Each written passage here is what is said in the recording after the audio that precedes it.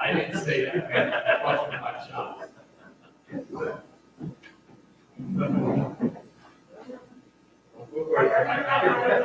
You said that means I didn't know. I didn't say that. But I'll tell you what. Like stuff. You remember? Yeah. I really did. It was black. No. All right, I need a motion and a second to enter into public session for the Board of Ed meeting October 13th, 2020. Motion, Second. all in favor? Aye. Before we begin, I just want to say.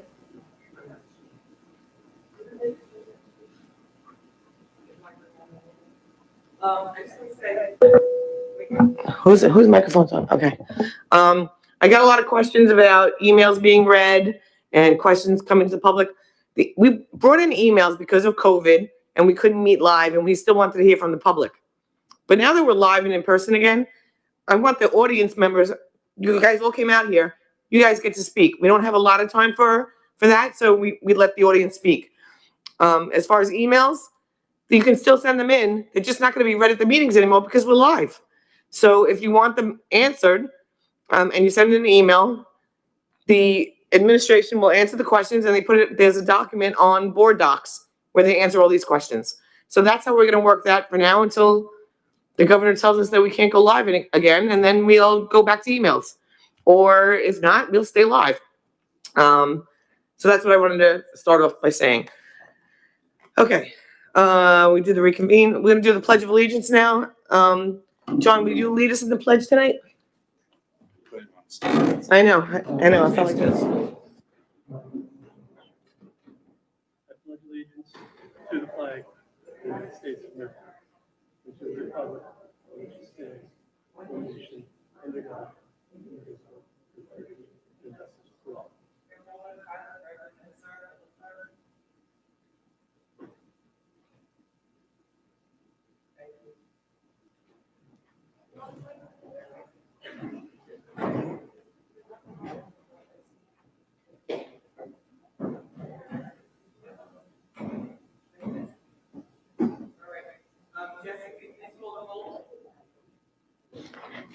Yes, so we have Ms. Panico, Board President, President, oh, here. Mr. Washaw, Board Vice President. We have Mrs. Napolitano-Ferno, Board Trustee, Present. Mrs. Mylan Augulus, Board Trustee, and Ms. Lee Kennedy, Board Trustee. Then we have Mr. Reza Kolahifar, Present. Mr. Dean Middleman, Present. Miss Bridget Villarreal. Present. And then we also have Miss Lisa Hutchinson. Present. And myself, Jessie Kemp, the District Clerk. Oh. And we do have Miss Gail Santo, Director of PPS, up here as well. Thank you. Okay. Are there any changes to the meeting agenda? Not that I know of. Oh, actually, I think this is my front. Where's the main sheet? I had it in my packet. There's a bunch of the letters on the consent agenda. I want to table those. They're two, look like form letters. So, does anybody look over the agenda and see the letters that were written? I thought they were generic. Generic, and yeah, so I would like to rewrite those with a more personal touch and not be so form letterish. So I'd like to table those letters tonight I'm fine with that. as well. I agree. Okay, so I can have a motion and a second. Motion. Second. All in favor? Aye. Aye, okay, so that's off the agenda. Jesse? And again, I don't have that first main page. I know, but I have to go to the next part, and I need that thing, because it's the consent agenda. You know what I'm talking about, Jess? The main, wait, it might be under these. The main page that says where everything is, the call to order, I got it right here. Okay, that's what I was looking at. All right, perfect. The next part is the minutes of the board, yeah, that's what I needed, thank you. Minutes of the Board of Ed from, wait, I know, I gotta call for a motion in a second for the minutes of the Board of Ed for the dates. September 8th to 22nd. Thank you. So I need a motion and a second to accept the minutes of September 8th, 2020 business meeting. Motion. Second. All in favor? Aye. I need a motion and a second to accept the minutes of September 22nd, 2020 planning session. I need a motion and a second. Motion. Second. All in favor? Aye. Had a lot of questions in executive for this part, for the personnel agenda. Okay, for Schedule 1, resignations, terminations, leaves of absences. I need a motion and a second to accept the recommended resignations, terminations, and leaves of absences. Motion. Second. All in favor? Aye. On Schedule 2, I would like to pull 1A for a separate vote. 1A. 1A, and I should have talked about this in executive, but we didn't have time. But we'll do that in a second executive and then come back out in public and vote if we need to. Well, that's what I want to do. I'd like to table it, actually. Why don't we just table it? Okay, can we table 1A until the second? I'll say it. Okay. I'll second. Are you questioning the salary or something more? I'm questioning a few things. Just table it.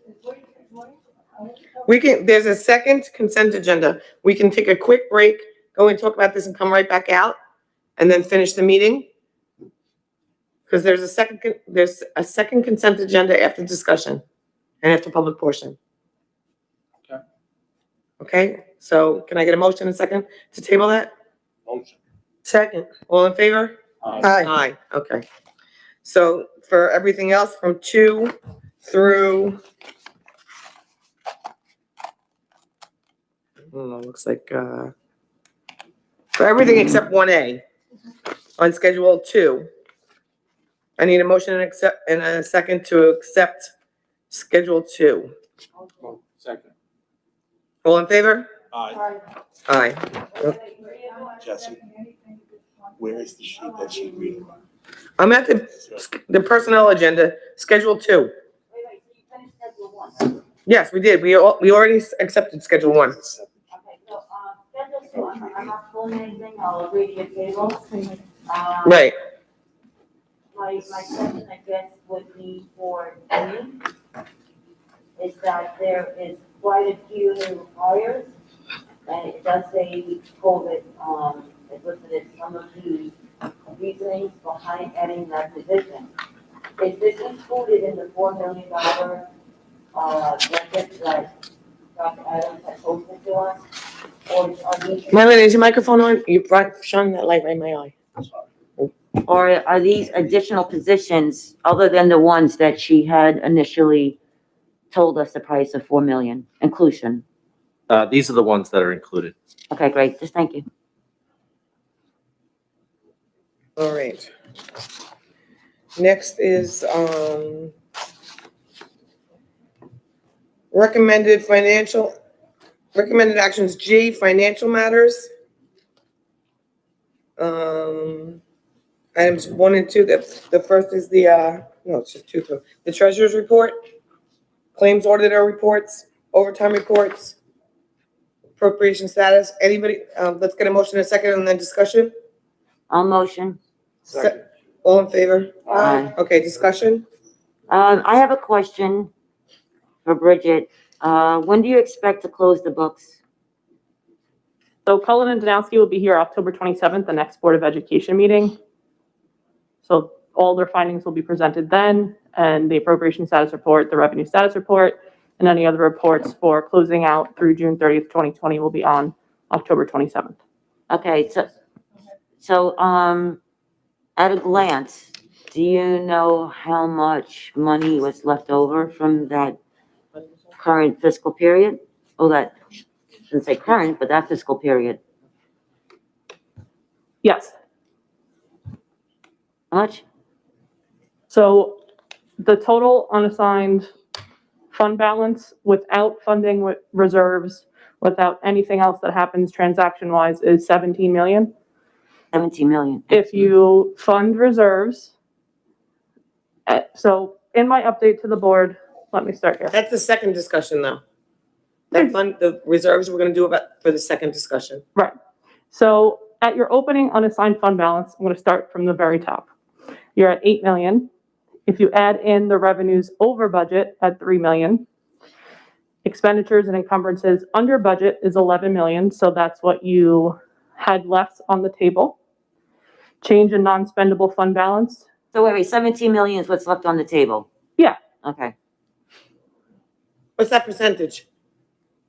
So going back to the 17 million, that is, the 17 is without, because Cullen and Danowski cannot finish their work, cannot finish the financial statements until tonight's resolution for funding reserves takes place. So it looks like 17, but that's without the 6.9 that goes into reserves plus interest. So all this little chart that I gave you guys the other day will change based on their information that changes. Okay, so it's gonna lead me to my next question. I don't know if it's a now question or a later question. I'm assuming it might be a later question, but If can it's you about the explain? fund reserves, Mylin, we have the auditor coming in at 8:30, so. Okay, that's fine. I just wanted Bridget to do an explanation from the board because I don't know why I keep flopping on this when I think I spoke to you earlier, Eileen. I Yeah. think you are and I perceive it to be the same definition, but I just want to hear it from Bridget. Okay. So Bridget, how is the unemployment work? How is it funded? How is it insurance that we fund? Are we self-pay? You know, can you, self-insured? Can you explain, what we are? Sure. So most school districts are self-insured. So we get our bill, and the bill happens once a quarter. What you do is you set an expenditure line, a line item in your budget. Historically, we have never expended over $55,000. Budgeted for 2021 was $90,000. But then COVID happened, and anybody that was a sub teacher, so on and so forth, could also apply for unemployment. So our first bill we received blew out that $90,000 budget to $181,000, just that first bill. 181? Bridget, Yes. can I just have you clarify this? A lot of people are under the misinformation that even though we're self-insured, that just means that we pay an unemployment insurance company Yes, money. We do not pay the state. if the state, Yes. we don't pay someone's unemployment check. We don't give them No, the $300 or the $600 extra. no, We pay it to the insurance company and then they pay it out because it's an insurance. correct. And then Okay, a they lot of send, people think that we pay, because you say self-insure, people think we pay the unemployment directly. I want people to be aware that we don't do that. it is through the state. The state will then send us a bill, and we verify that each person on that isn't also receiving a paycheck. Correct. Eileen, I don't know if I'm hearing the same thing. So say, for example, 10 people go out on unemployment, their checks are $300 each, right? That's $3,000. Are we paying the $3,000? No, we pay a percentage. Are we paying the insurance We to, pay an insurance to fund- percentage. I'll let you answer that, Bridget, but are we paying the 3,000 or are we paying the insurance portion of that? So if I get into a car accident, I'm not paying the 30, no, but your insurance goes up. your insurance would go up. Right. That's what normally, I mean, at least when I was, running buildings, that's what we paid into. When you mean by self-insured, is the district paying out the 30,000 or is it only a small piece of the 30,000? It's a piece of everything. Okay, gotcha. So that in each quarter, when we get the bill, we're responsible for that piece of it. But the problem is that before COVID, the piece, for the entire year was never more than $55,000. Right. But that's another Right, we don't pay conversation. the full $300 a week, like, let's say, that was Right, the limit. okay. All right, because the only reason why I'm questioning that is that how many people collected the unemployment to get that surge? Yeah, I thought we Okay. paid everybody. We did pay everyone, but if you were a sub, you could also apply for unemployment. Oh, this year, that's right. Yes, yes. And now, how are we getting the money for that, the federal part of it, the $600 extra piece? How did that go That's all through the state. That's not through us? We don't Through have no us. part of that, right? right. So with the unemployment reserve, the way it works, you set your budget for the year. And once you go over that budget, then you could start to utilize your unemployment reserve. So there will be a shift at some point in the year. It doesn't make sense to do it now because we're still going to receive those bills and all that will change. And it really depends on what it looks like for Suffolk County and especially Connecticut, whether we're in or out. So next year, if all goes well and everyone's healthy and we're open, fully functional, and say we go back to our regular low counts of unemployment, does that reflect on the insurance to then readjust for those lower applications? Yes, we'd be spending out much less than we're looking at this year. I just want to also just throw out there, because Mark just reminded me, Well, okay, so now if we're talking about best case scenario of hoping that we go back, yeah, absolutely. But there's really currently no indication that it will be that way for quite some time. So once we do go out, yeah, I think one of the points is that due to the increase in hiring this year, those, depending on whether those people will still be needed for next year, will depend also and factor into the unemployment. That's a valid point, yeah, you're right, so you're right. I didn't think That about was from that. John. I just want to, Mark just reminded me, we are socially distanced, we're all 6 feet apart. If you guys are socially distanced or you with a family member and you want to remove your mask, I know some people can't deal with it all day long. I know I myself have sinus issues, so I remove my mask because I'm socially distanced. If you get up from your seat, I ask that you put your mask back on and walk around, but while you're sitting there, as long as you keep your distance, you can take your mask off if you'd like. Okay. Any more questions on the financial matters? No, thank you. Okay. I need a motion and a second to accept all the reports. Motion. I think you put the motion, you're just looking for an all in favor. No, I said discussion first. No, I think you put the motion on the table, you're just looking for an all in favor now. Okay, all in favor? Aye.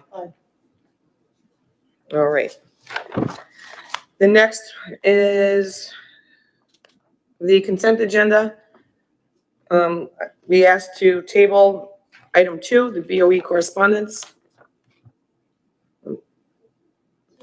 Well, we're gonna pull those letters.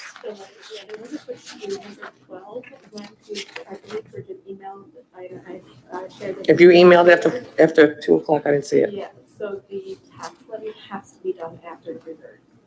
So we have to move that from the first consent Okay, to the second. to the second. Okay, so that's on the second consent. I have my pen now. All right. So it'll be, we'll take a motion in a second, then we'll discuss it.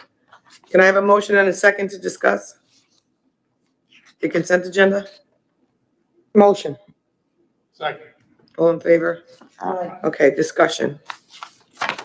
So again, I have a couple of questions. Number 2, we're pulling, is that number 2? Where's number 3? Oh. Retention and disposition of records. I didn't see that one. Okay, I know what that is. The bond change order recommendation. Why are we doing the change order? So when we were renovating the library, initial costs for that, all of the technology and printers, everything that would be used in the library would be wireless. For which school is this? This is the high school. Okay, good. After looking at the technology and conversations with the department and administration, it was determined that we needed to put some physical drops in there so that we're not reliant on the wireless component in there, so that was one of the change orders. The other one involved the old library had a series of outlets and data ports in the floor, embedded in the floor. They were not removed from the scope. They were not supposed to be done as part of the initial scope of work. And after looking at the layout of the furniture, looking at all the other outlets throughout the entire space, it was deemed that they were not necessary and they would only cause problems to the flooring in those areas. So that's the other change order.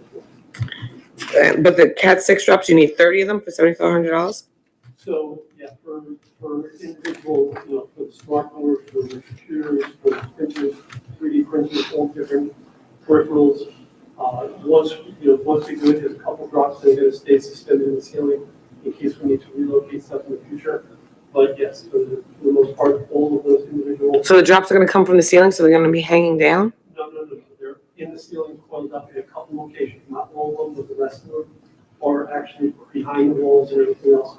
They'll be embedded in the wall, so they'll just look like a regular house. Okay. All right. So that means you can only put the computers around the edge. No, but those are the ones that would be directly connected to the network. The rest of it, there's wireless routers in there. So all of the Chromebooks and the other technology would have the ability to hook up to the wireless system as well. Okay. All right. What can someone, probably you, Dean, explain exactly what an APP lead evaluator is for everyone? So we're required by New York State to have each of our administrators certified as evaluators of our instructional staff each year. As we do periodically, we will continuously put them to the board for approval prior to the observation process starting. Okay. The textbook excess, are we using a new version of the same book? Is it just because they're not in good working condition? Can we get it online? I mean, I don't know why we're, Yep, so all of the versions that we purchase come with an online component. Generally, what we do is we purchase a classroom set for in the building, and then the students have access to the online resource both in school and at home as well. okay. So these books are just, but we're using the same version? I'm just gonna pull it out. Yeah, I just don't know why we're getting rid of these. It didn't really, it might have said, but I didn't really see it.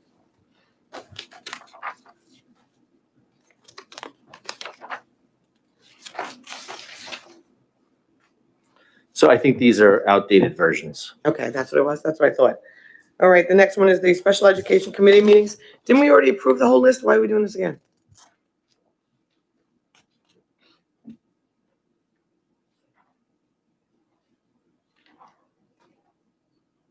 Thought we do that at the reorg. We get all those, the list of every meeting for CSE. Yeah, Okay. I'm not 100% sure of why this is back on there, but I can get a clarification for the board. Okay, so then I want to table that until we have the clarification. I just want to make sure. Jesse, can you see if it was on the rework meeting? I'm looking now. Thanks, Jesse. All right, we'll go back to that one. The next one is the Linda Mood Bell. What do they provide and for how many children? I think that's something Lisa can answer for us. Yes, this was in connection with one of your special education students. We entered into an agreement, and one of the agreements was for Linda, a part of the agreement was for Linda Mood Bell to come in and do some consultant training for your staff. Oh, that's what they're doing. So that we are doing it in-house and they're just training our Yes, staff. correct. Okay, I'm okay with that. The budget transfers, I had questions on that. okay, good. All right, go ahead. I'll let you ask those questions. Marlene, let me just finish up mine and then you can ask those questions because I think we probably have the same ones. Sure. The next one is the tax levy. Can you just explain what we're doing here, Bridget? Explain what we're changing? Yeah, just explain what the tax levy and how this all, I mean, there's a lot of numbers. So can you just explain it so that Sure. it's on camera and everybody has Absolutely. it? So October 15th, you set the levy for the current year. And that's because throughout the year, and especially during this time, there's going to be a difference in the assessed valuation. So the tax rate is slightly lower than anticipated. We projected 18.8844, the actual 18.8217. And that's because an increase in assessed valuation over the estimate happened. Okay. I just wanted other people to know. The last one until the second discussion item is, the facility, oh no, that's on the second one, right? Facility use outdoor only? We should actually put that on the second one. I wanted to have, public comment. I wanted to do that. before. That's indoor though, Jackie. I know what you're talking about. This is the list of organizations that we're approving? Is Yes, anybody- this is the ones who have submitted paperwork to be approved as participants. Outdoor, as long as they Yes. follow all the guidelines. da, da, da. Okay. Correct. There's one extra that's not approved? On that list, but that's attached. All the other ones have already been approved. Okay, all right. Thank you. Mylene, you can ask your questions now. Bridget, I noticed that there is budget transfers from the security non-instruction armed security guards, so idle hour, and then it's going into a security contractual. It's estimated about, $718,000 that you're transferred into the security contractual. Is that any particular reason why you're doing that? Is that to decipher and or is that because that's going through BOCES? It's because we originally put it in the payroll code, but they're not our employees. So for accounting purposes, we're shipping it to contractual where it belongs because it is through the contract through BOCES. But, well, not technically, through Covert. So it's a contractual service. They're not our employees coming off of our payroll. But is Covert under BOCES where we get some kind of percentages, discounts? We're paying We through BOCES. do, but I'm pretty sure, I would have to confirm with Don. I'm pretty sure that the armed guards is a different rider through the contract. But normally anything that we contract through BOCES, we get some kind of. Yes, aid back on it, yes. Those are my same questions. So you're gonna get me the answer to that. So were we talking about extracurricular sports also? Somewhere I heard? I can't hear you. Please put your microphone on. Talking about extracurriculars, clubs and stuff? Was that brought up? That's the next consent agenda. Okay. Just so everyone knows, Jesse did look it up and we only approved the CSE meetings through June 30th, 2020. So that's why these are on there. Are there any other questions on this particular consent agenda? So nothing is getting tabled on here except for the letters. The letters are being tabled, correct? Everything else stays. Right. Does anybody have any questions or issues with that? No. So I need a motion and a second to approve items 3 through 11. No, through 12, because we moved the other one. So items 3 through 12. I think you did your motion, you just keep it all in favor. Just confirm with Jesse. Didn't I do a motion to discuss and not? You did a motion to discuss, but that motion puts it on the table. Okay, good, okay. So then I need an all in favor to accept those? Thank you, Mylene. Aye. All right. The next one is the second consent agenda, but we're gonna bypass that and go to public comment first.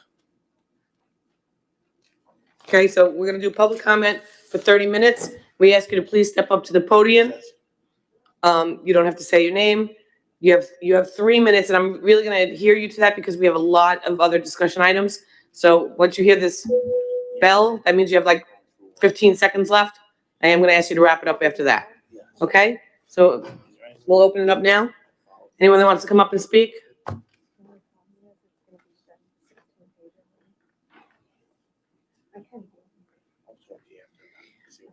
Good evening. I guess I've composed this for the last few months, so I will read my feelings on what's going on. It has become quite clear to me that a few of the board members have only a singular agenda Well, I'd like to remind you that we are not a singular district. We are multifaceted, and I believe we need to start looking at the whole picture. We have board members who wanted to tighten and retighten the budget over the last few years. So I pose the question, when you pay your house bills and you have $1 or $2 left over, do we throw it away? Do we donate it? I don't know about you. I save it for a rainy day. So over the last few years, this board has made the decision to not follow an administrator's, I guess, budget, that they were trained, educated, and experienced on it, and we left money on the table. So the taxpayers saved pennies, and now here we are with no rainy day funds, and it's basically pouring out. So I've listened to how you're looking to move monies and how much we'll have and what we can pull from reserves. Well, I'll tell you that the non-budgeted salaries and supplies, et cetera, are going to exceed the numbers that I've heard pushed about tonight. So maybe the board could also explain, while during the pandemic, they negotiated and created MOAs. This district paid monies to employees that were deemed non-essential by the governor. We paid them out more money to sit home and not work, and they earned more money this year not working than they've earned in the prior 2 years while they did work. The district reopened the retirement deadline for CTA members, which was great, gave them an opportunity for maybe some people on the fence who decided they didn't want to return due to the pandemic, and they were allowed to retire without a loss to their incentive. However, a 20-year member of my unit with significant health issues was forced to pay back the $4,000 incentive that she had received in order to retire safely under these current health concerns. With all the accommodations that were made to other units, the CCA wasn't even responded to in a request at the time for a compensation. We risked our lives. We were the essential employees that were here and carried upon the business of this district during the pandemic. You bent over backwards to avoid grievances. I've heard it through the years. Don't want a grievance. Don't want this. We can settle that. But no one wants to settle anything with us. You would not even consider an emergency compensation for something that we've had a past practice on. Nothing. Even Target gave hazard duty pay to their people. We, nothing. So I guess this really proves to me and to my other members who feel like that this is how little you think of the CCA members. In closing, I'd like to remind the members of the board of some of your responsibilities according to New York State Board Association Code of Ethics, where it clearly states, it is the duty of a school board member to make a good faith effort to serve with integrity and to the best of one's ability. Each member should make decisions based upon a careful review and discussion of all relevant facts. It also states under official conduct that the board member must never use one's position to benefit either oneself, a family member, or any other individual or entity. I will paraphrase from our own policy. School board member professional standards. Under leadership, understand that authority rests with the board as a whole, not with an individual member. You should listen carefully with an open mind. Refer and guide people with concerns to the appropriate staff, meaning that if an employee reaches out to you directly, you should be referring them back to the appropriate party, a supervisor, a director, an administrator, or a union. You should commit your time and energy to be informed and competent by all parties in all manners. Please meet the expectation of transparency, including disclosing potential conflicts of interest, and refrain from discussing or voting on those issues. So recuse yourself if you have a potential vested interest. So I will conclude with more consideration and respect than my unit has received by wishing that you all stay safe. Thank you.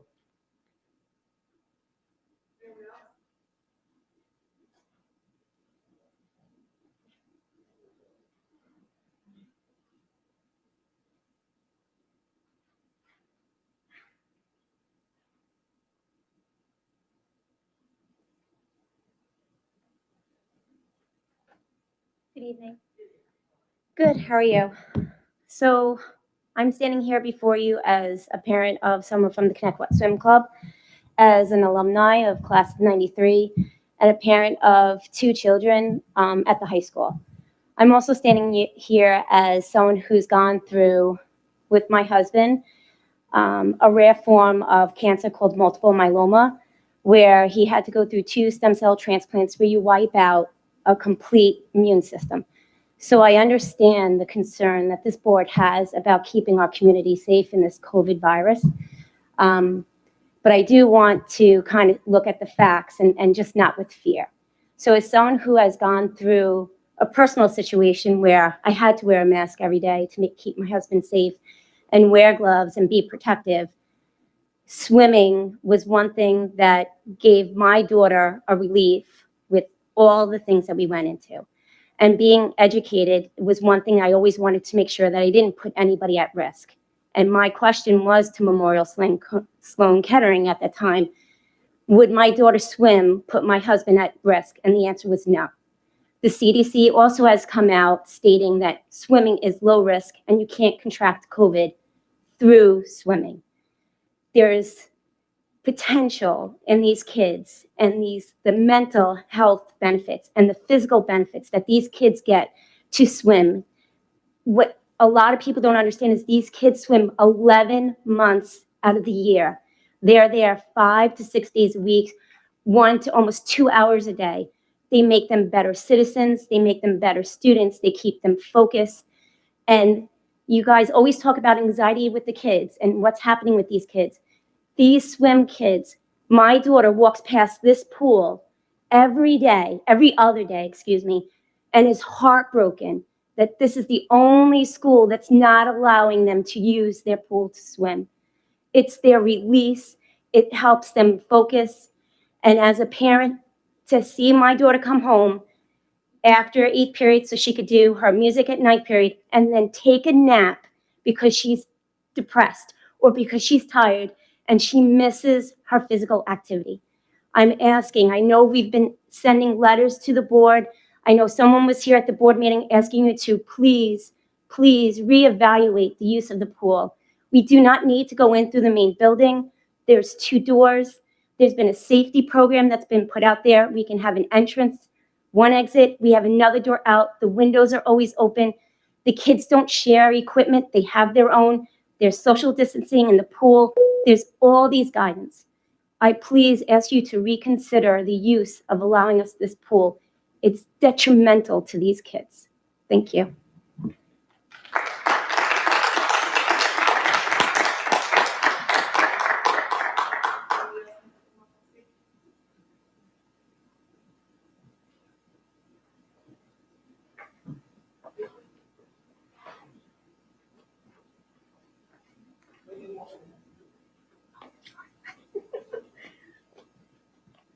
Hi, my name is Christine Ebner. My son Wyatt is here. He's a 5th grader at Bosse Elementary. That was just so beautifully stated, but since I'm here, I figured I should say something. We've been in the swim club for 3 years, and I just wanted to say that every single swimmer that we've come across has been such a good kid, very respectful, very diligent, and I think whatever system, whatever protocols are put in place, we would follow it to the T. So that's all I wanted to say, and I thank you for your time.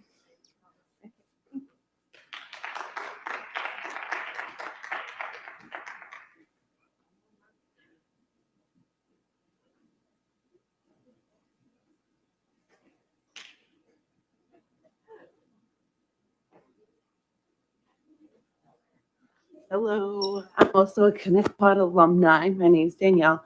My son's in 5th grade. He goes to Bosse. I just want to say everything that they're saying, and I'm getting all upset now too because it's so important to us and to our children. And I did send a letter, and something that's so important too to touch base on is for their education. Especially now he's in 5th grade and they literally cannot move at their desk. Like everything is coming to them. And it's been great. And the teachers are doing a great job and he's happy. I'm happy he's in school, but he needs that physical release. He cannot sit there all day and then come home and there's nothing else to do. And he looked forward to swim. He swam 5 days a week here at his age, 9 years old. At 8 years old, he was swimming 5 days a week. And I just, it helped him to focus so much at school every day because he got all that energy out. So he wasn't so squirmy all day at his desk, trying to learn. It's even helping the academics part of the students. And like Christine said, and everything, we would follow every rule to make sure they're safe and, for COVID. And they have been swimming. It's been really hard, but we were using other facilities for the pool and we followed every guideline. None of the swimmers have contracted COVID through the entire time that we were using another facility. The students are great. They're going to follow every rule that you give them. And I just, please, thank you.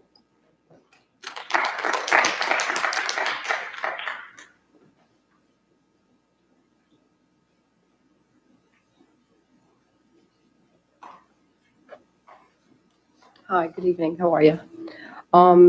My sentiments are the same as the other parents have expressed. I also am a parent of a Connecticut Swim Club swimmer, a varsity member of this school. I want to read you a letter that my son wrote. It's a different perspective. He's not here tonight because he has one opportunity this week to actually swim in a public pool at 5:30 in the morning before school. So I said, you can't come here, you got to get to bed early. So I'm going to read this on his behalf. I'm writing this letter to ask for your sincere consideration in opening Connecticut's pool, as keeping it closed is having detrimental effects on my team's physical and mental health. We have been unable to train for almost 7 months, and now we are watching our competitors from local school districts, which have already opened their pools, including Hop Hog, Half Hollow Hills, Farmingdale, and Sayville, participate in USA Swimming sanctioned events. They are gaining a significant edge in getting athletic scholarships for college as they are showcasing their talents and have recorded times for college recruiters to see. While we sit back and patiently wait, our team suffers from the lack of camaraderie and connection they once had from being part of a team. We are becoming more frustrated as we watch our schools give their student athletes opportunities to train now, 3 months before high school sports resume in January, while we lose our competitive edge. All we ask for is the chance to prove to you we can be compliant with protocols to keep everyone safe while we live out our last year at Connecticut High School. As a senior, I have little to look forward to regarding traditional events and understand the new normal is something we have to adjust to. This past weekend, I helped my Taekwondo instructor of 10 years break down his store as he announced a week earlier he can no longer stay in business because of financial losses. Our new way of education also keeps me from having contact with my peers. My social connection has practically disappeared and is limited to looking at screens. My future studies will eventually confirm the detrimental effects of taking away the physical, mental, and social connections we once had. So please make opening Connecticut's pool a priority for all of us so we can get ourselves back to the Connecticut strong status we once had. On behalf of my teammates of the Connecticut Boys and Girls Swimming and Diving Varsity Team and Connecticut Swim Club, my son, Kyle Gorman. Thank you.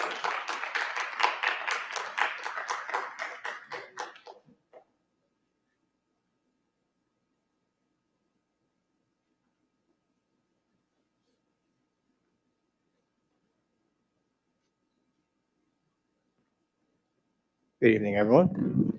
My name is Michael Manfredonia. I didn't introduce myself at the last meeting. I was the one here last time that was requesting you as the board to reconsider your decision about the pool. And I want to say thank you. I'm glad it is on the agenda for tonight for you guys to discuss. As you can see, I brought help this time. And that's all we can ask is that you listen. But I'm going to ask you to do one thing further. Well, two things further, besides hopefully reopen the pool. The last meeting, the board, members of the board, Dr. Adams. Dr. Adams raised about her custodial staff and how they've been keeping everything clean and disinfecting and keeping our kids safe. Members of the board said that our kids are resilient. Our kids need to get back to normal. You opened up the fields, you opened up the playgrounds. So that is the means for them to get back to that. The pool is our kids' fields. That is our normal. All we ask is we just want our normal back. Not to go anywhere else where cleaning rules or regulations may be questionable, all right? This is our home pool. Our kids want to be home, and we want to be home where it's safe. If you're keeping the rest of the building safe and you're keeping up with the pool as well, there really shouldn't be a safety issue, and our kids will be back to normal. That's all I have to say. Please consider that with your decision tonight. Thank you.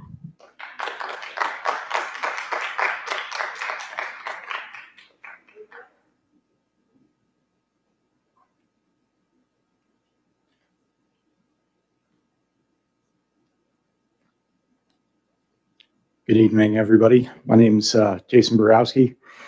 My daughter Elena is 11 years old, swims on the Connecticut Swim Club. Here this evening, I saw that opening the pools up for discussion this evening. I'm actually going to ask you to take that a little bit further and hopefully motion and vote on getting us back in the pool this evening. As has kind of been alluded to, time is of the essence for us. We're probably about a month behind everybody else already. Another 2 weeks till your next board meeting is just going to put us that much further behind.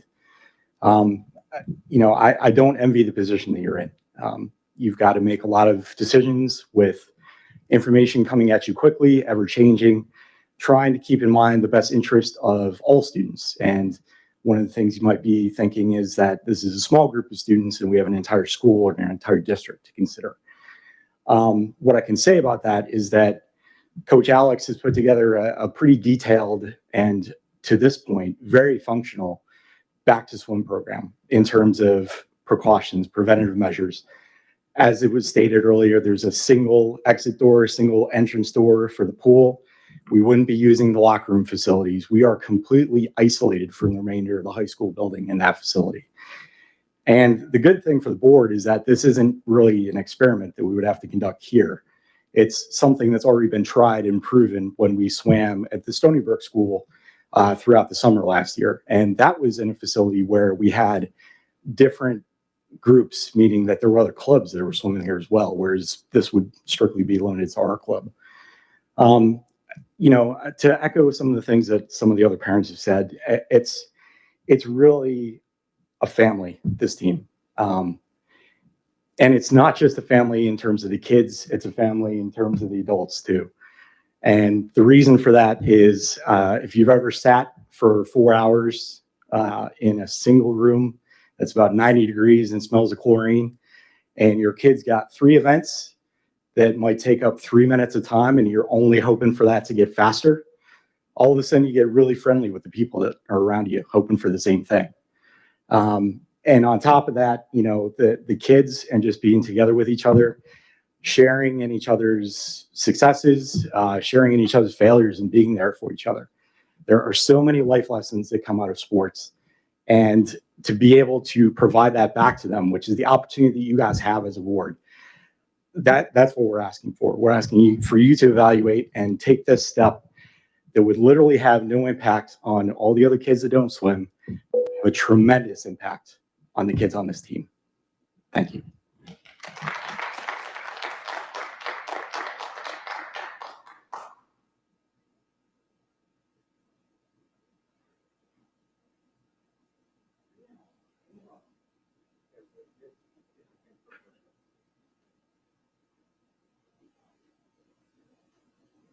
Good evening, everybody. All right. My parents pretty much said everything that I was going to say, and I think they said it pretty well said.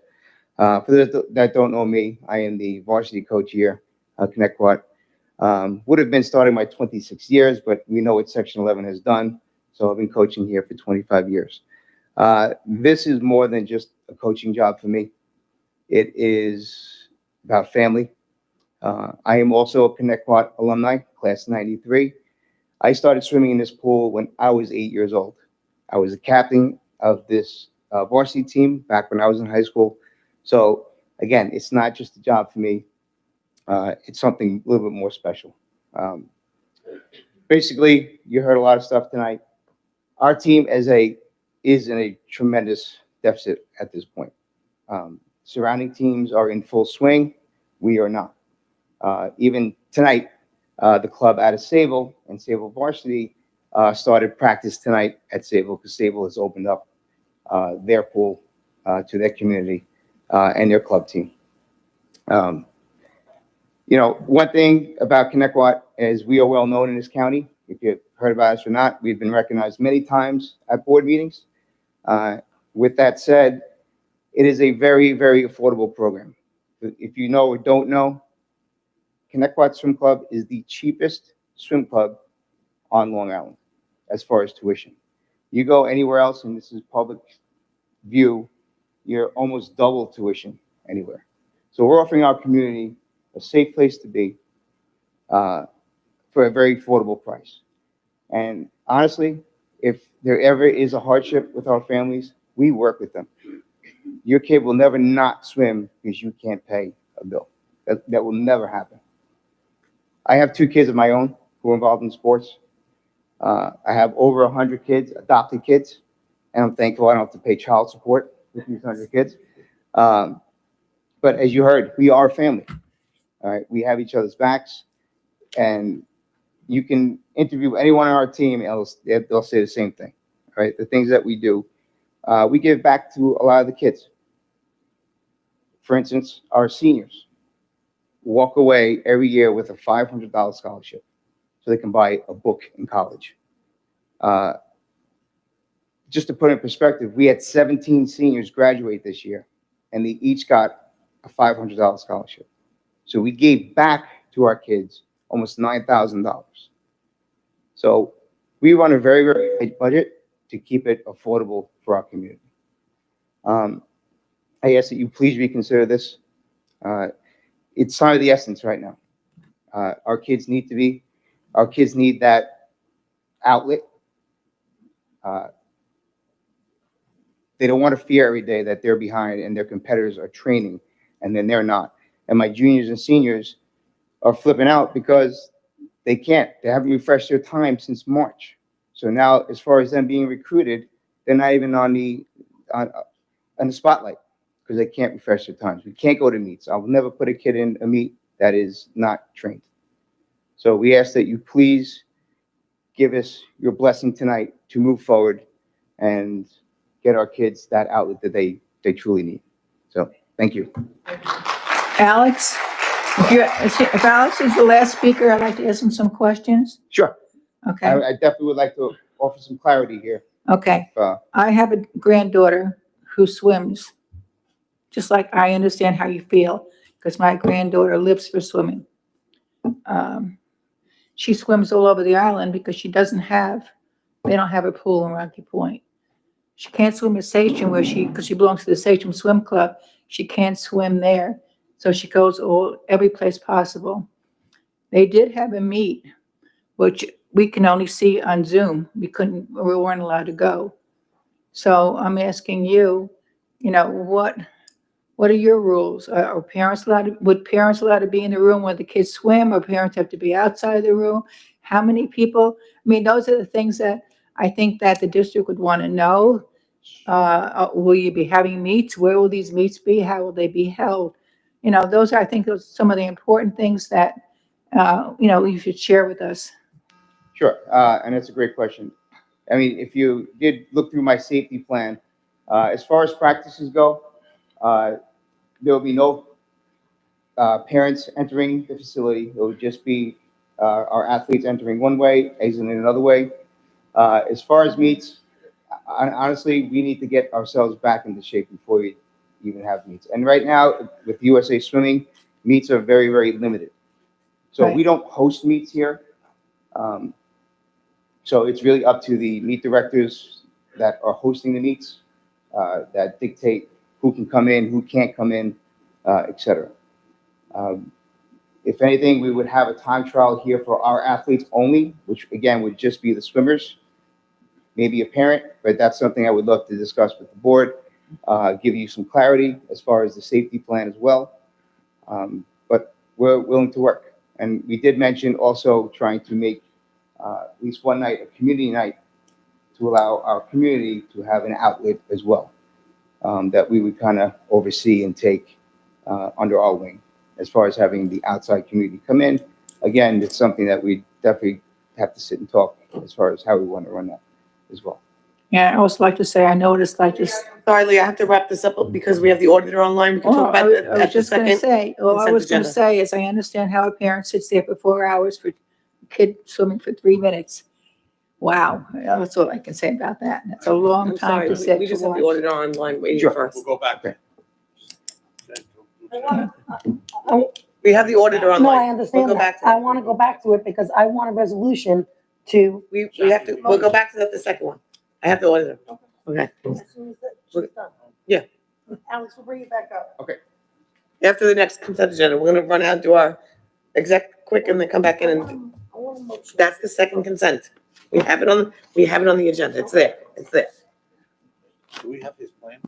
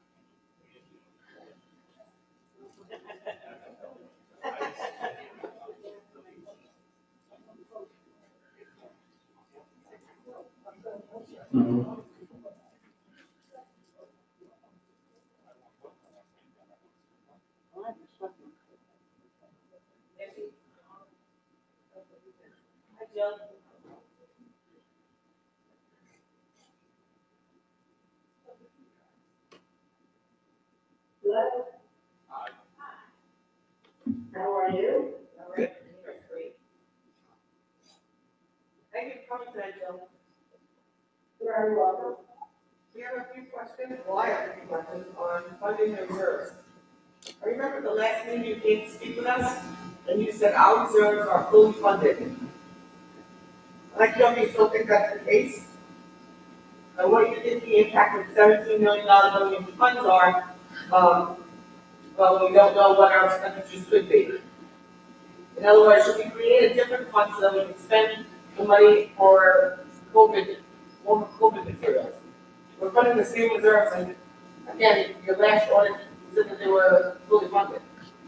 Okay, I'm not sure if numbers saying they're fully funded. Well, I think what I said is that they're in good shape as far as the funding levels that you've established up through last year. That was before looking at the fact that you're using some of those reserves as an offset revenue to the budget that you have for the following year.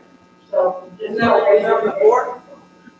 by way of example, so if you look at your fund, right now your reserves, you will have somewhere in the neighborhood of about $22 million, but of the $22 million, you have already taken $6.3 million out to support the 21 budget. So you're down now to $16 million in reserves. So although the reserve balances may look very healthy at June 30th, July 1st, they look quite different because you use those funds to go ahead and take care of expenditures as part of the budget. You were asking also about other reserves, and unfortunately, the state under general municipal law, education law only prescribes certain reserves to be used by school districts. There's no contingency reserve at this point, and so Connecticut's done as you've been in legal compliance with establishing the reserves, spending, appropriating the reserves, spending for the purpose for which they were intended. So there is no additional place right now that the state gives you the ability to set aside funding for something other than what general municipal law education law provides for. Okay, and what is the percentages of the funds right now of the total budget? How much do we have in reserves? And aren't you supposed to use the reserves for just this reason?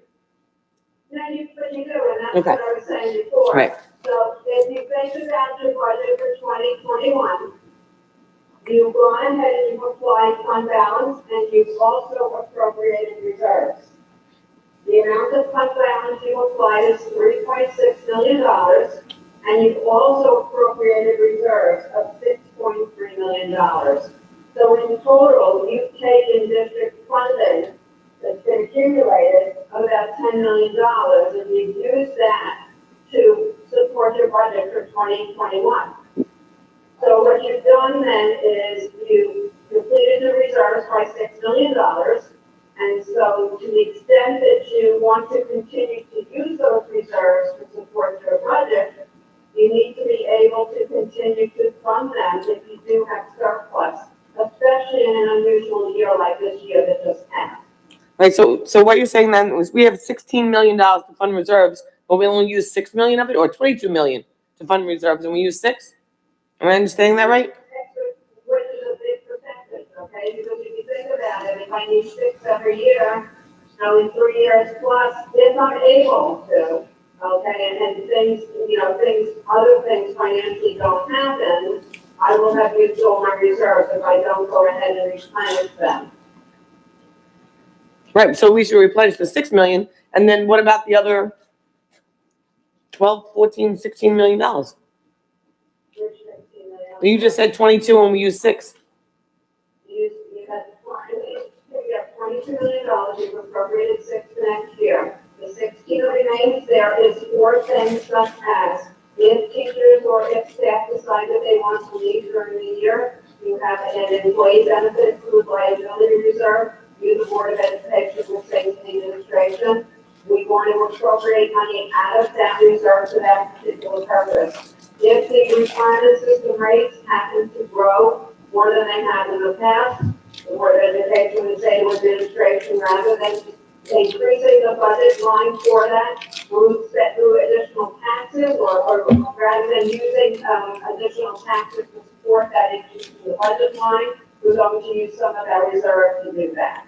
And so the $16 million that remains after the $6 million is appropriated, we don't know how fast that's going to get spent down, because there are some expenditures that we're not aware of what the extent of those will be. Right. All right, Bridget, I have a question for you on the, didn't we just transfer $1 million out of that New York State Employee Benefit Fund? Which one, I'm sorry? We transferred, the one you just said, the New York State employee? Wasn't that on the last transfer, last meeting? I questioned you about the $1.something million that we transferred out of there. Is that the same fund? We didn't transfer anything out of reserves. No, it wasn't reserves. It was New York State. She's talking about the employee. That's health insurance. That is Right. funded through a line item, not the reserve. Right, but don't we have a reserve line for that as well? Not for health insurance, no. Okay, so I'm confusing the health insurance with what?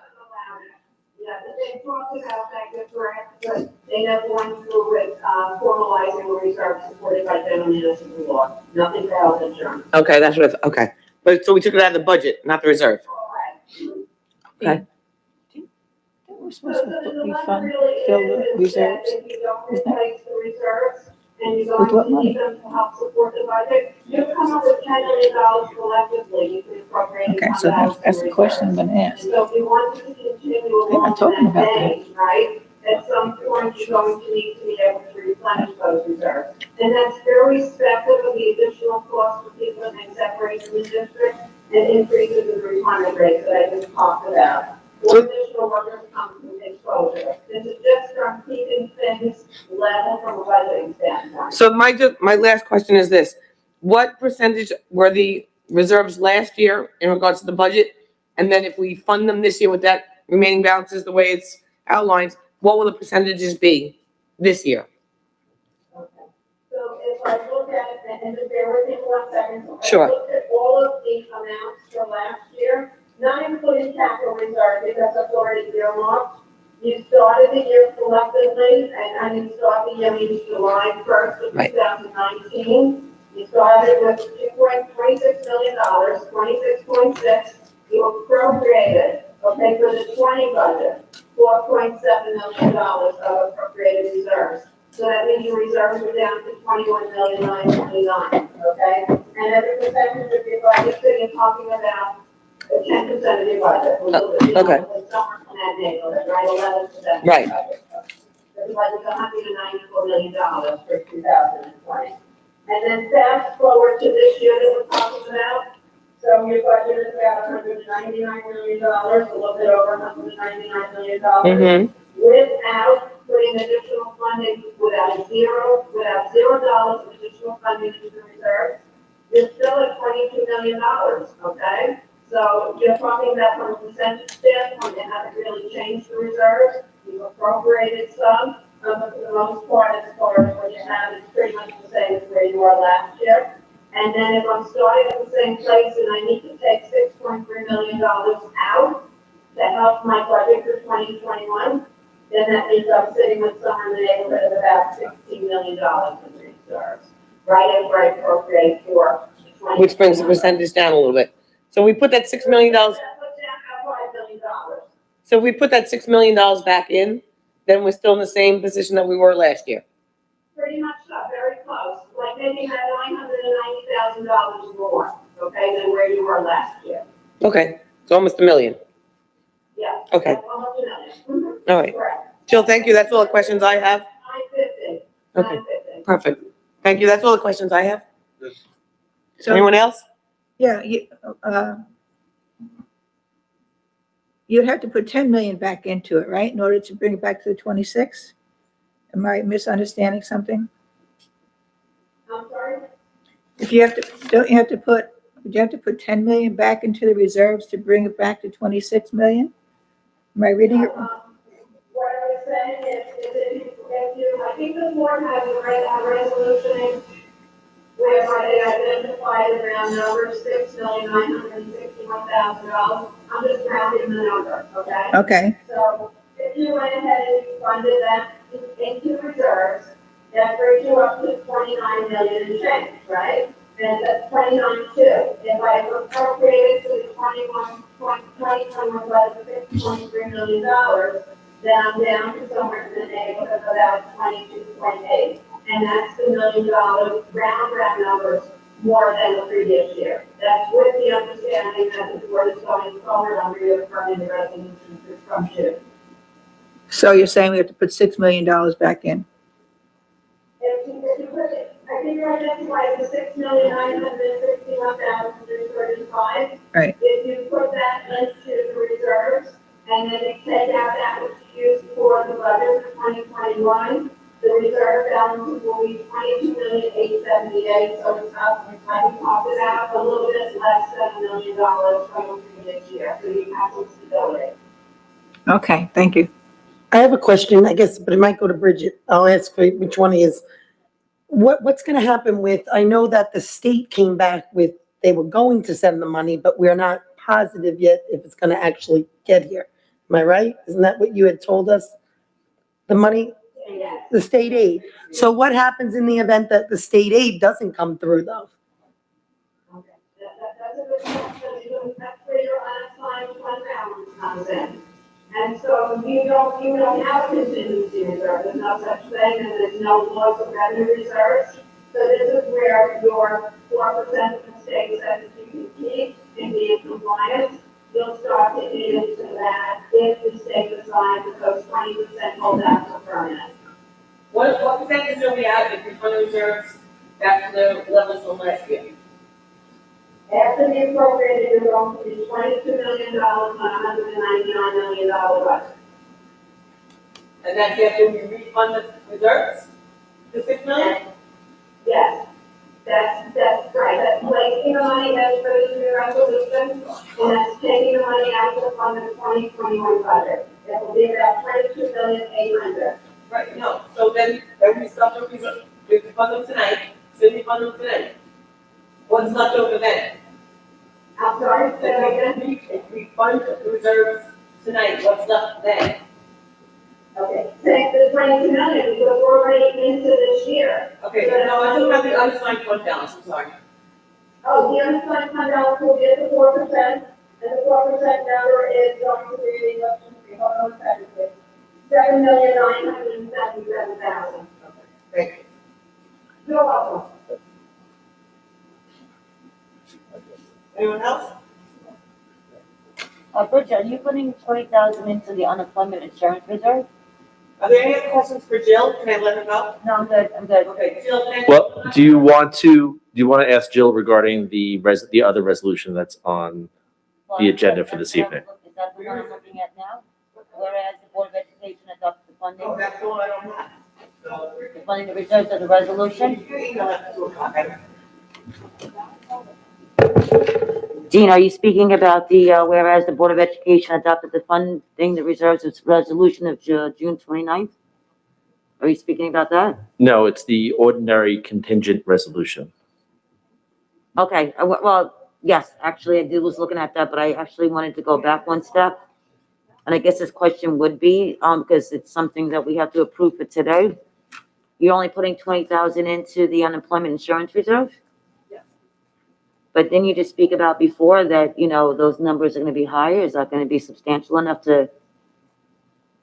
I looked at the budget, though, that's what it says. Thank you. That's a great question. This is effective 6/30/20 to close out the 2019-2020 school year. This isn't the 2021. Wait, I'm just looking at this now that we got this over. Jill, I thought you said $6 million we needed to refund. We needed to fund the. Okay, so why does this say 3 million?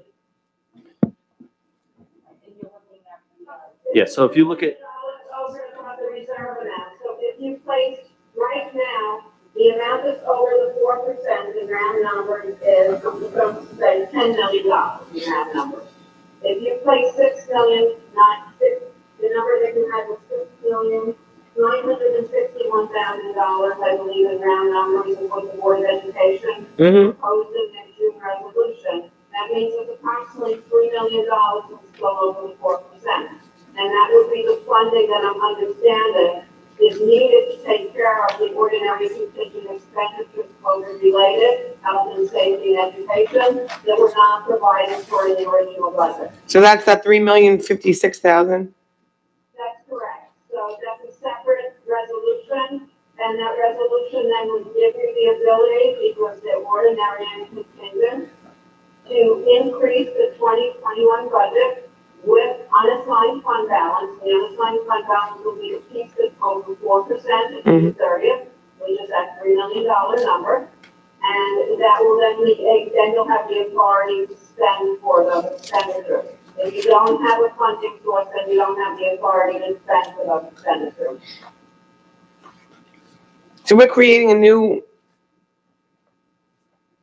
Oh, no, we're just taking the unassigned and putting it in there. Okay, I got it. That's correct. What you're really doing is you're flagging your unassigned at June 30th, 2020 and saying, we need to hold on to this because we don't have another source right now that we feel that we want to use to take care of these expenditures that have been identified, the salaries and all of these other COVID-related costs that were not in the original budget when it was authorized. So if we hadn't done COVID, we would have $3 million that over the 4% extra anyway. That's correct. That's correct. Okay, thank you. You're welcome. Any more questions for Jill? We can let her get back to her home. Jill, thank you so much for joining us via Zoom. We appreciate it and for answering my questions. Okay, you're very welcome. Have a good evening. You too. All right, bye-bye now. Bye-bye. Okay. All right, so those are on the consent agenda, the second one. So then Um, let's go to the ordinary contingent resolution that Dean was referencing before. Well, before we go to the second consent agenda, because we needed that discussion, we still have to do, because I'd like to come out and do the item that we tabled for the first consent agenda. So can we take a brief recess to go into executive session? This way the public's still here, and then we can come back out and vote on the second consent agenda. Can we, So I just want to make sure that there are no more questions regarding the funding of the reserves piece. I have no more questions of that. Okay. are we going to put up, so for 2, 3, and 4, we're going to approve? I think we need to go discuss some things in executive first, and then come out here and vote on the second consent. And the items that we have that are still pending from executive session.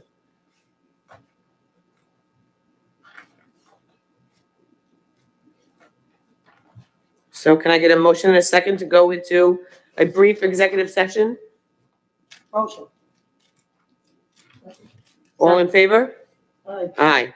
And then we will be back out here to discuss the second consent agenda and finish the voting. Thank you. Jesse, you want this back? 'Cause I have- I understand. That's your turn. Yeah, we're going to, after we do executive. Well, that's why I want to do the executive stuff, get it done, we can come back out here and you gotta talk about that.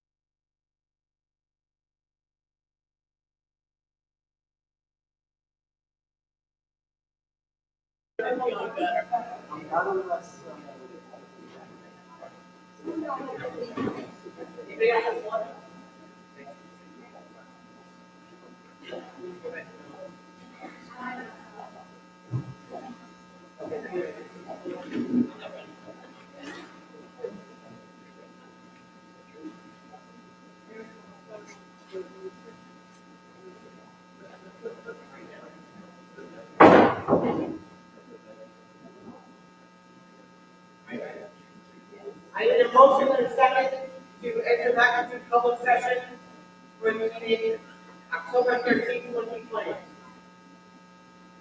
I need a motion and a second. Motion. Second, all in favor? Aye. Aye. Okay. The next thing on the agenda is, discussion on. Oh, yeah, let's do that first. Okay. So the next agenda has three items, yes, right behind this is not clear. Ordinary continued reserves, Fund reserves, tax levy, I see right there. Okay, so we're voting on items 1 through, 2 through 4. Well, that was the second. Okay. So the consent agenda items are, I did motion in second for consent agenda items 2 through 4 and then discussion. Motion. Second. Any discussion? You do? Yeah. Okay. So I don't have any, so all in favor?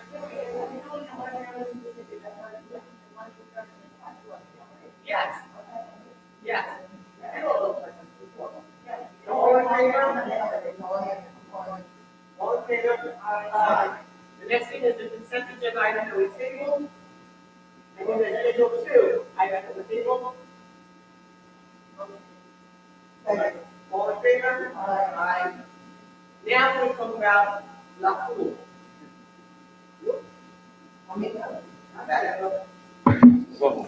I'm for opening the pool. Okay, good. I'm for allowing our seniors to get back in the pool.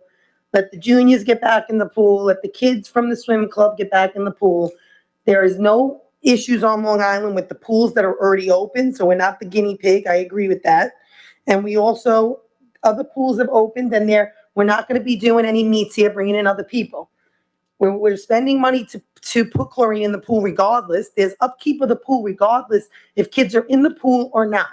We're wasting taxpayer money to not allow the pool to be utilized. I'm for opening the pool. Okay, Well, I have questions. okay. Okay, so, Alex, where are you? Alex, you're gonna be on the hot seat right now. I just want to, Mylene, before you go on, Dean, did you want to, oh no, this is after we have the discussion. Okay, forget it. Okay, so you know, as the Board of Education, we are not only tasked with you providing a service to use the buildings, we also have others, our clubs. We have teachers that are not having indoor clubs. They, normally would have indoor clubs. So when I think about opening up the pool, I have to think about the next step, because the next step is going to be, in fact, today, we got an email today. Why can't a club operate? When I look at the other districts, I'm seeing that other clubs are starting to operate internally, meaning that if it's not too big of a showing, there's clubs coming in. So I have a few questions for you, but one of the things that I heard you point out, and I have to be honest with you, it's been a frustration of mine for the last 3 or 4 years being on the board, starting in my 7th year. And I seem to get some pushback. I seem to get some resistance on why this can't take place. I live in Sayville, but I live in Connecticut District. So if I want to go into the Sayville pool, and I think they have free swim twice a month, I'm allowed to do it. I'm a Sayville resident. I pay my $5 or whatever it is. I can use the Sayville pool. I can't use the Connecticut pool, the district where I'm actually paying my taxes into. So over the years, I've had seniors that reach out to me, senior citizens that reach out to me and say, why is Sable offering their district, why they're offering swim? I've had this conversation with Linda. There's resistance, don't know why. But now that we're gonna have these conversations about the pool, I'm gonna resurrect that conversation. And sort of what I'm hearing is that you spend quite a bit of time at that pool. So basically, again, I want you to clarify if I'm incorrect in any of the information I get. So basically, at 2:18, when the bell rings, the pool automatically becomes yours. So from 2:18 to like 11 PM at night or 10 PM at night, all day Saturday and Sunday, that's the impression I'm under. So I want you to, Well, that's great, and I'm glad I'm here to clarify that, because that is certainly not true. Varsity, the school team, trains after school until 4:30. The club doesn't use the pool until the evening times, 5 PM to about 8:45 PM, Monday through Friday. so is that working off the stipend that you receive for the girls that do the varsity swim? Those are two separate teams, two separate entities. Okay, so when you I say am that you're paid working as a until 4, varsity coach from the district. The varsity practice from 2:30 to 4:30. The club is another entity. It has nothing to do with, they're both separate programs. The only thing that's together are the varsity kids swim for the club and vice versa. So just to answer your other question before, we don't use the pool from 2 to whatever. The club has allocated times. I actually have to submit my times that I want to use ahead of time to Jen Piano, and that's how she bills us, according to the times that we use. so is there any other organization that's using the pool aside from you? Yes, the Boy Scouts, and this can be verified through athletics. If the Boy Scouts want to use the pool, they let us know what days they want to use the pool, and either we cut our practice in half and allow them to use the pool, or we cancel practice, but they, what's that? Yeah, no, swim club, because the Boy Scouts will use the facility in the evenings when we have practice. What's that? Yes, and we give them the pool. So we always work it out. We don't take the pool over and say no one can have it. That's so true. That's true at all. So Saturday and Sunday, you don't use the pool? Saturdays only, no Sundays. We never use the pool on Sunday, ever. Okay, so bringing back, so we're gonna circle back to the conversation, but you mentioned about putting an offer to do a free swim. Could you elaborate what that actually means? Is it the same thing I'm thinking? Yes. That Sable does, when- $5, you get the free? Well, When I- Sable District does I'm it gonna too. take it, right. So what I mentioned before was we look to do an open swim night one night for the community, free of charge. We're not charging anybody. It's gonna be up to the district on how you wanna allocate allowing the community to use it. But we, as a swim club, would host the lifeguards for it and kind of control the deck, for that open swim. So there'll be no charge. It will be free to the community.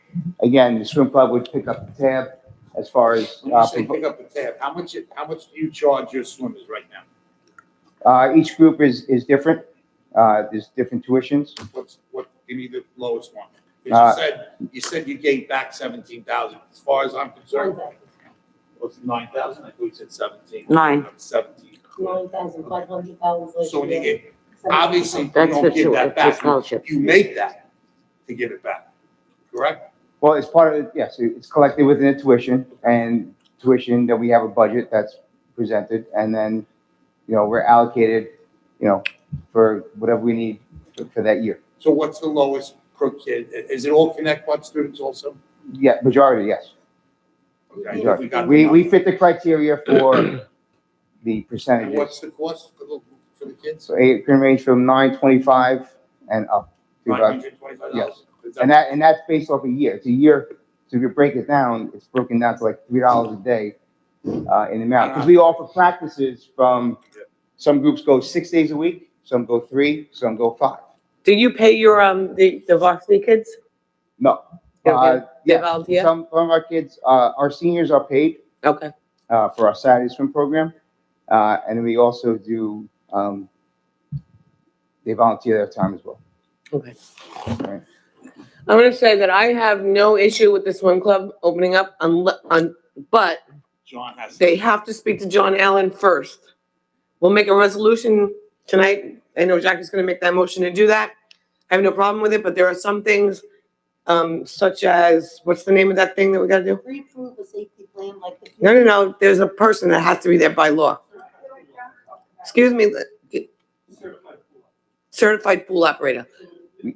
I'll let John go there. Resolution passes, if you don't mind, I'd step in the back of the room and talk to Alex, coach Alex real quickly, we'll establish the lines of communication. So we can put that in the resolution that as long as all this criteria is, Can I just say something?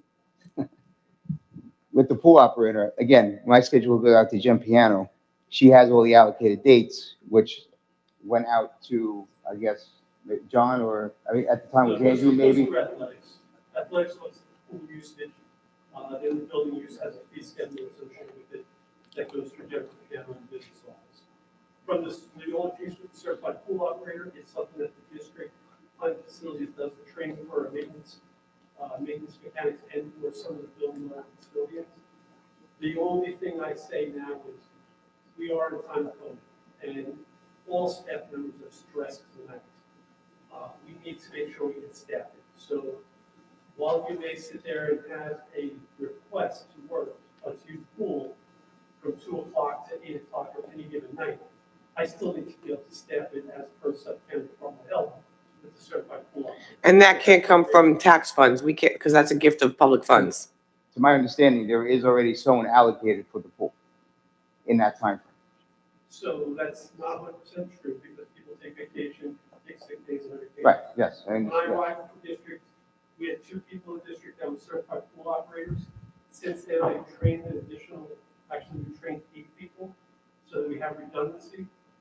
That being said, as a certified pool operator, they have to be allocated to the pool. They don't have the ability to do maintenance mechanics elsewhere. So yes, we have staff members available in the system, provided they're not sick, vacation, personal day, and or dealing with COVID-related cleaning and or maintenance. And that's why I gave her an extension of the whole year, so they have time. It goes out to, I guess, your end of it, so they could staff. They have it from, I can't guarantee it. I'll give you. but we can. I'm gonna let you guys have that Yes, conversation. Yes, absolutely, yes. But it has to work out through the staffing and all that. So Lisa, can you add that language that it has to work out, so that, first of all, there's no gift of public funds. We can't do that. No. So what I wrote was, be it resolved, the Board of Education authorizes facilities use to include use of pools within the district, subject to the district's facilities use guidelines, including COVID-19 safety plans and the facilities use fees, schedule of fees. And the free night. It's not really free. Community night. Community The night. community night, we'll call it, yeah. right.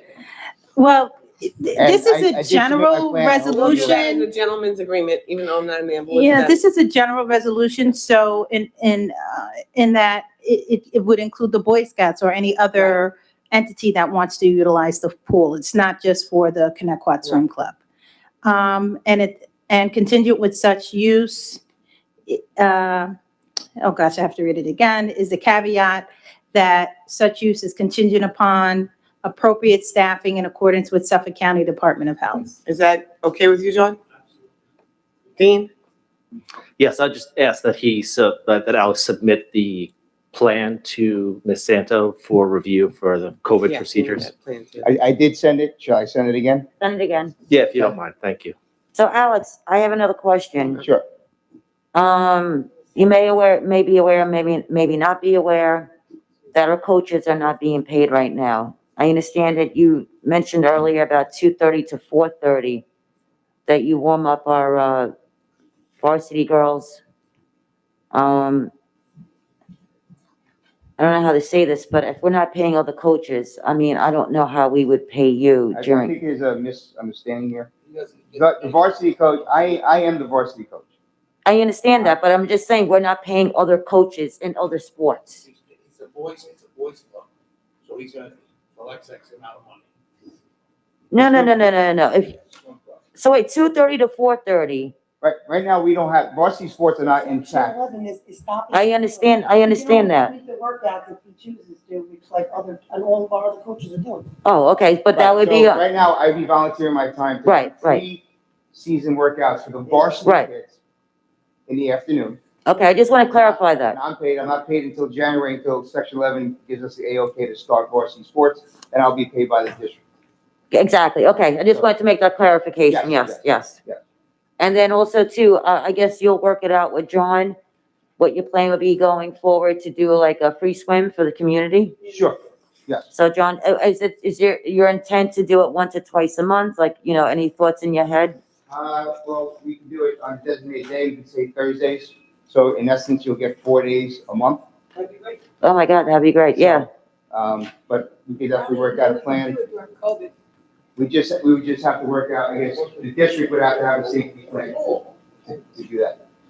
No, I really. As far as numbers you would allow into the district. Yeah. To do that. I got, well, how do I, can somebody show the And you said there are bathrooms in that area. Because we would have to lock up the rest of the school, no one can walk to the school because we have. Right, so yes, according to the safety plan, we'd come in one way, exit the other way, because we have 2 doors. There's no use of locker rooms, no parents within practice, unless there's an emergency of some sort, obviously. There'll be 1 bathroom used for emergency use only, which would be either my office or the girls' side office.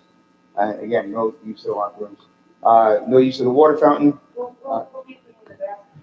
So what we will do, we will take care of our own sanitation. A friend of mine owns a pool company. District pools, subject to the district's facilities. I just want to thank Coach Alex and all the coaches from Connecticut that are going out of their way to put the time in for the winter workouts or spring, I don't even know what you call them, but the workouts that these kids and getting them back into what they want to do and giving of your time. Most people don't realize that you guys don't get paid until January if it's Section 11 opens. So thank you for that. That's a really nice thing that you guys do for them. And now I want a motion for the resolution that you have, Lisa, to be voted on. Yeah, I'm gonna let She's gonna read it. Lisa and then we'll vote on it. And then I wrote it down. I can't make it, Lisa. I'm not too sure we should be opening it up to the public at this point, because we have no guidelines. I don't know what the DCD says, When And the Gail. district is ready, we could talk about it. There's no way I'm gonna make a decision without Mr. So, once we get that. That's all gonna be worked out. Yeah, and, yeah, This is something This that is the the club, resolution to let the club use the pool, that's it. right. And it's contingent upon the safety plan and the facilities use guidelines, which includes a whole host of requirements with regard to submission of the safety plan. So we read it again so we can vote on it. Sure. It says, be it resolved, the Board of Education authorizes facilities use to include use of district pools, subject to the district's facilities use guidelines, including submission of a COVID-19 safety plan and payments in accordance with the fee schedule, with the additional caveat that such use is contingent upon appropriate staffing in accordance with the Suffolk County Department of Health mandates. Okay. I need a motion and a second to vote on. Well, Lisa just read it. I got 2 motions. Second. I need all in favor? Aye. Aye. thank you, appreciate it. All right, we done? We got any more? Wait, we have Board of Ed questions.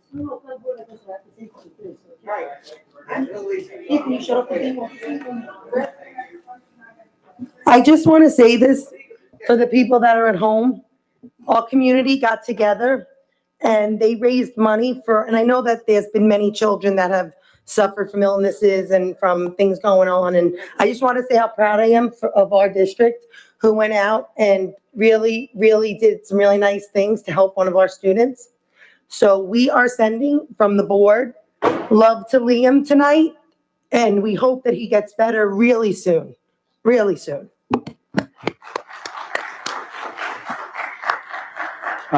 I'm sorry, Mr. Warshaw, I believe you're running the meeting now as Ms. Panico stepped out. I just wanted to notify the board that we did get word earlier this afternoon from the New York State College Board representative about the SAT exams.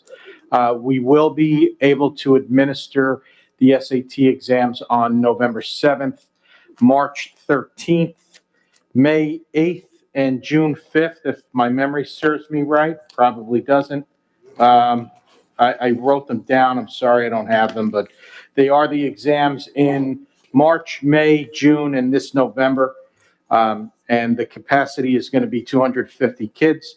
And we are going to give top priority to our students for the Connecticut High School. If for any reason a parent should get locked out of our school, all we would ask is, hey, memory did serve me well. So it is, again, November 7th, March 13th, May 8th, and June 5th. If a parent should get locked out as they're trying to register on College Board, they just need to either notify me or Mr. Bedell, and we'll make sure that all parents have their children taking the exam at the Connecticut High School. We could certainly put that on the website. I'm sorry, Ms. August, what was that? We will send that out tomorrow morning as an email blast, and then we'll put it on the web. Ask you a question. Can they cancel again? They seem to cancel a lot. They would only cancel if we notified them of something that we needed to do to cancel the exam. They could also cancel as they did this past March, where they canceled every exam. I have to tell you, my daughter is a senior in high school, and she unfortunately missed the March because College Board decided to shut it down. But Connecticut High School and Connecticut School District will not be shutting down or canceling any exam. If a cancellation occurs, it will simply be because College Board has canceled the exam. Okay, so, because it is board questions, I'm allowed to have some board question. So this question was sent to me by a parent, and it's a question that I receive quite a bit. So I'm gonna just read this general question because, again, a lot of parents ask the same thing. It's a daily fight struggle in this house with trying to give blank the extra services he's supposed to receive and working, etc. I know I'm like the most families, but this is a nightmare. His teachers email me frequently about his missing homework. Okay. Tells me that the stuff is done in school and he's confused what needs to be handed in or uploaded to Google Docs. I have no way of checking prior to the teacher contact. With regarding part of his services, sitting in front of a computer all day is like torture for him. So the kid receives services. He's got an IEP in 504. And I receive, a lot of parents that, and this kid is on the secondary level, that, this is very challenging for them, to have instruction this way. Now, I understand that there's quite a few neighboring districts that are starting to have conversations about their reopening plans of, fully reopening. Has the East Islip, will the Islip cluster have a conversation yet on, having a conversation? So, I think many districts, when they reopened at a less capacity than we did, especially at the secondary level, where most districts were doing the 2 days on, 1 day off, 2 days on. And it was the decision here that we went for the 5 days a week, every other day schedule. So when districts are talking about their reopening and trying to expand it, it's to go to what the current model we have. Okay. But, I suggest to any parent who their child is having difficulty because of the circumstances with the hybrid model or the full virtual model, to definitely reach out to the counselors and to reach out to the building administration to work to develop plans so that that child can be successful. If the child does have accommodations, it is definitely something that we are revisiting, in the beginning part of the school year, because some of the accommodations aren't feasible, being in a hybrid model. And we do have flexibility with them. But if the child is still not receiving, achieving that level of success that's expected, then we definitely need to go back and look at that plan again. So I'm imagining that this child is not the only child that's facing these difficulties, because I'm sure sitting at a screen for 5 or 6 hours can be challenging, for an adult to do. I can't imagine a child that has, certain, roadblocks a little bit, to me, in my mind, it just doubles, the anticipation or the anxiety of sitting behind, a screen for that long. Yeah, and I can speak for my own child who's in college, who's doing a hybrid model. It's not the best scenario possible. It's not what we're used to. It's not how all of our students learn best. But I think as we go through this evolution of where we are as a school district and where schools are, it's really important that communication between the home and the building take place so that we can make sure that we're providing the services that the kids need and adjusting them so that they are successful. Okay, thank you, Dean. Is there any more board questions? Yes. We haven't had, now that we can meet. The boardroom, good question. In the boardroom, we should start we didn't have one policy meeting yet. I think it's time that we start having some meetings. And I know, Eileen, you're on it and I'm on it. How do you want to do it? I already sent it to Jessica, we have to set it up. I already told that to Jessica last meeting, right this away, so who's back to set it up? Okay. And number two, my second question, a letter was written by a parent about a sports game in Ronkonkoma or OBM, I forgot which, I didn't pull it up. Jackie, I know Jackie was there, but they were still, according to this woman, there were many, many cars. There were many cars, they weren't masked, according to this Okay, woman. that's, Lee, let me just stop you for a minute. Okay, I was there both days.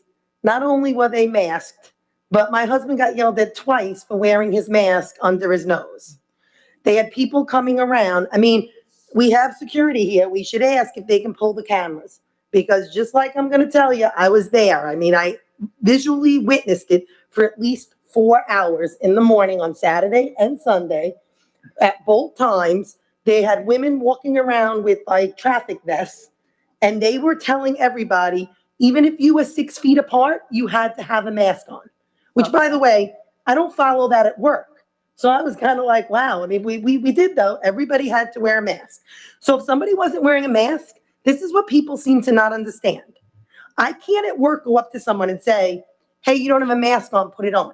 In a public place, in a field where they are 6 to 12 feet away from everybody else. Do you know why? Because I don't know if that person has special needs, and I have no right to ask that person about their special needs or if they have a medical issue. There are HIPAA laws. I said, it's not me just saying that, that's the law. Ms. Santos is here, I'm sure she could tell us these are things you can't be, they're not negotiable. So if you see 3 or 4 people on a field not wearing a mask, and they're not near anybody, you have to be under the assumption that, and you also don't know, if I'm standing next to my mother who lives next door to me, we pretty much live together. We live in this next door and are together all the time. So if you see me and her standing at a field with my husband and my kids or something, you may say, oh, look at these 3 people standing side by side. Yes, we've been side by side since March. Okay. So I'm just saying, I mean, I understand people may have seen something that I didn't see, but I was there, and I'm going to tell you, I actually was saying, wow, this is a little bit overboard, overkill, what was going on. 12 feet apart and nobody's allowed to take their mask off. It was kind of crazy. According to this woman, there were more than 50 people there. You're allowed more than 50 people in an open field. 50 people is only for indoors. Okay. Does somebody have the numbers? I'm going to ask Dean, would you please find out what the amount is? And I know when you go to other sports events, parents are allowed, no grandparents, no nothing. I mean, that's how it happens with me when I watch my granddaughter. I have to watch it on YouTube. Well, they're allowing 2 people. I wasn't allowed to go. They're allowed, the But I tournament heard allowed there 2 were people. So many people there. And Don, I appreciate if you would look at the tape to see. You can tell, judge by how many cars just by looking at the tape. Lee, you No, can't not judge do by that. a car. I went to the tournament in my own car, And my husband went in his own car because I wasn't gonna get there at the crack of dawn. Can you just see how many cars? So you just can't say that. There are people who are divorced. There are people who, if you're allowed 2 people, that's the rule. It's 2 people. Ask Linda. That's the rule. It's a soccer Per game. child Was it a on our soccer game? fields. It's 2 people. I check have it at home. It's 2 people per child. So if those 2 people are grandma and grandpa, but not mom and dad, whoever they are, every child is allowed 2 people. Okay, can you just check the video to see approximately how many cars you saw there at that event? No, they're not gonna be, he doesn't get paid to check a video. He's not waiting. Way, and by the way, we have to really understand something. These were 2 different fields. So you also have to take that into account. So if you're allowed 150 people, you're allowed 150 on RMS's field, while you're allowed 150 on Duffield's field. You have to realize what the guidelines state. The guidelines are not specific. Duffield and RMS are 2 different fields. We understand that, right? 2 different buildings, 2 different locations. So, and they're 2 different addresses. So you are allowed a certain amount of people outdoors, and it is definitely more than 50, because it was 150 in June for graduations or July. So by now, it's definitely opened up even more. So you're looking at outdoors is not indoors. Indoors is 50, that's yes. But outdoors is definitely more than 150 by now, or at least 150, because that's what it was for graduation in Oyster Bay in August. You were allowed 150 people. If we would have done it outside, we were allowed the same. Now you're saying you can't have 150 people on a field, and we're into October. Come on. All right, so I have one last question, Dean. I thought I was done with you, but apparently I'm not. So we received an email, I think it was yesterday or the day before, about a club. And then we received an email last week about clubs that the ones that we did approve doesn't address all our children's needs. Or, so are we gonna start considering opening up some clubs and, Somebody's got to turn their reds off. So, Ms. August, I saw the email from you, and I was hopeful that the board would be willing to have that discussion of further clubs. We wanted to see how things progressed for this year, just a little longer, and then we were going to bring this up in another couple of weeks. But if we want to discuss this at the November meeting, I At the think November we'd have- meeting. Right. Because there was that email too about the special education club, and that sounded like it could be done. So I'd like a list of all those clubs, if we can get them together. And I'll certainly get everything together for you to review, and then if we can make different decisions, certainly we are willing to do so. Perfect. I want to start, I understand we're doing a slow, I'm all for slow opening, let's do this Right. slow.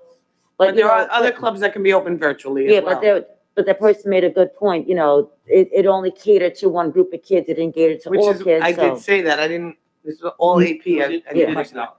I'm for whatever ones we could do, like we did last time, which you can do, that like the ones that we did last time. Some they had said you just can't do virtually, you just can't do right now. Right. But the ones that you can, we should look into doing. We have the money to do it. Okay, Inclusive of the elementary clubs, I presume? yes, all Okay. kids, yep. Okay. I need a motion and a second to adjourn tonight's meeting. Second, all in favor? Aye. Good night, everyone. Good night.